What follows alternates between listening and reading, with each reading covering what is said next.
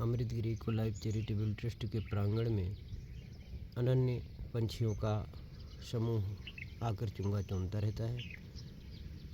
मध्याह्न कालीन अवधि में दोपहर में हम भोजन करते हैं और सूखे चावल, गीले भोजन, अनाज जो हमारे इस रसोई में, इस सामने रसोई है, ये पूरा क्षेत्र रसोई का है। राष्ट्रीय पंछी मोर हम देखेंगे हमारे प्रांगणों में। देवभूमि के प्रत्येक घरों में ये राष्ट्रीयता, दिव्यता, आत्मीयता प्रदर्शित ही रहती है, निस्संदेह, निसंकोच रूप की। मोर पंछियों के जोड़ा और परिवार सहित आकर हमारे मैदान में चुंगा पाते रहते।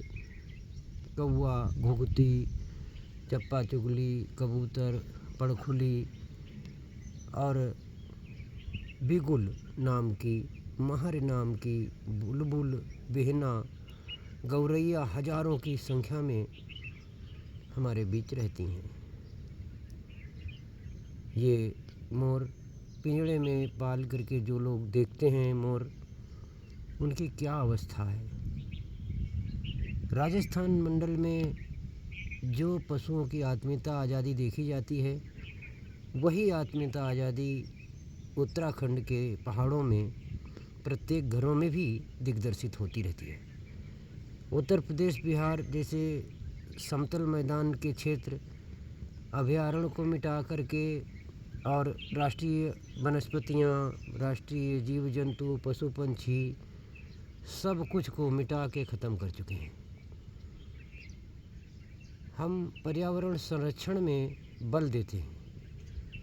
ये मोर आत्मीयता को लेकर हमारी रसोई के सदस्य हैं। जो भी कुछ हम खाते हैं, अभयारण्य के खुले आसमान के पंछियों का भी निमंत्रण सहृदयता से करते हैं।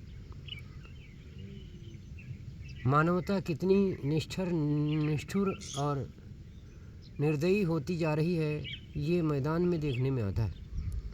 मैदान के कुत्ते असुरक्षित, चिड़िया असुरक्षित, गाय असुरक्षित, जंगली सभी पशुओं की दुर्दशा।